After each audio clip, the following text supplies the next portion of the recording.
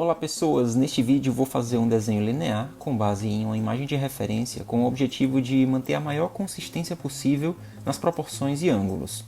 O objetivo desse exercício não é copiar meramente por copiar, mas sim para treinar a percepção visual e aplicar conceitos como arestas e espaços negativos, além de técnicas para aferir as proporções usando o lápis.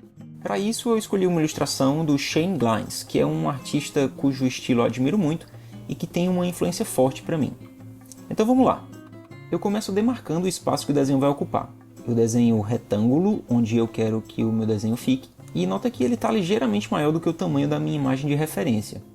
O desenho não precisa ficar do mesmo tamanho exato que a sua referência, ele pode ficar maior ou menor. O que importa é manter a mesma relação entre as proporções. Nesse caso, esse retângulo que contém a ilustração do Shane Glines tem uma proporção de mais ou menos 1 para 1 1/3, 1 de largura para 1 1/3 de altura. Então, embora o meu desenho esteja ficando um pouco maior, eu tento garantir que a relação entre a altura e largura dele também seja 1 para 1 1/3. Depois de demarcar a moldura, eu começo desenhando os espaços negativos no olhômetro mesmo, bem solto, bem esboçado. Eu gosto de começar assim porque eu acho mais intuitivo, bem menos cansativo, e acho que é uma maneira mais fluida de desbloquear os primeiros traços do desenho. É importante ter em mente que essas primeiras linhas estão longe de serem definitivas. São apenas os primeiros passos do esboço, então é importante que sejam linhas bem leves e bem soltas. Ainda nos espaços negativos, eu sinto um pouco de dúvida em relação a onde posicionar algumas linhas, então eu começo a usar a lapiseira para aferir algumas proporções e ângulos lá da imagem de referência. Por enquanto estou focado só nas arestas dos espaços negativos, sem detalhes, sem formas menores. Com os espaços negativos já demarcados e uma espécie de silhueta geral do desenho já estruturada, agora eu começo a quebrar essas formas grandes em formas menores. Em outras palavras, eu começo a desenhar as áreas internas, a forma positiva do desenho. Vou usando as técnicas de aferição de proporções, ângulos e alinhamentos à medida que vou precisando, mas também desenho muita coisa baseada no olho.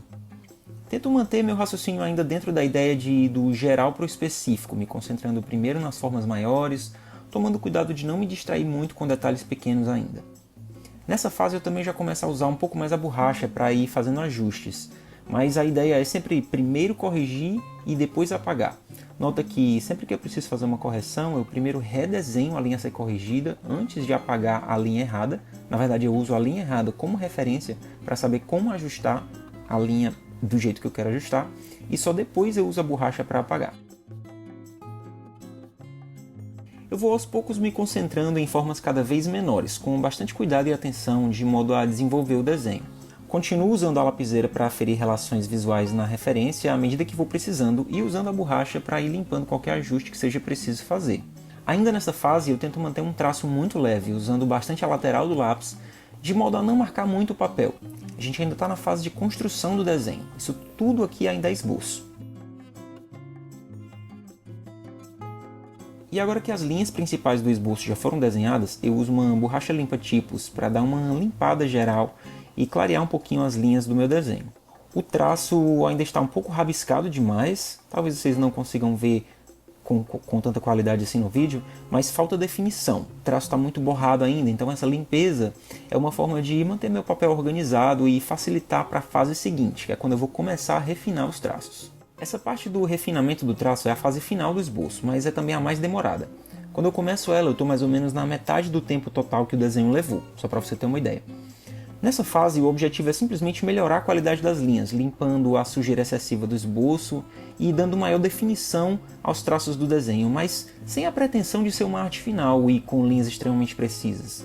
Eu tento ainda manter tudo no nível de esboço, só que um esboço um pouco mais desenvolvido, um pouquinho mais refinado.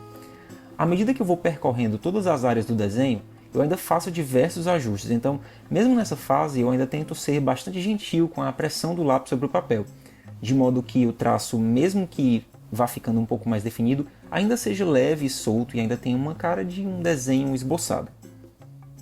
Ainda vou usando as técnicas de aferição de vez em quando, mas cada vez menos e muito pouco mesmo, só para ajudar nos ajustes.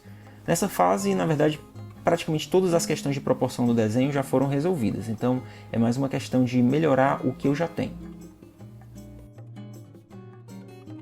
E é isso. Quando eu assino meu desenho, eu também escrevo After Shane Glines. É uma forma de deixar claro que esse desenho é um estudo de uma arte dele, que não foi criado por mim. Vale ressaltar de novo que o objetivo desse exercício não é ter uma cópia perfeita da imagem de referência e sim treinar o seu cérebro para perceber e desenhar as proporções a partir da sua observação. Treinar o seu olho, afinar esse olhômetro aí.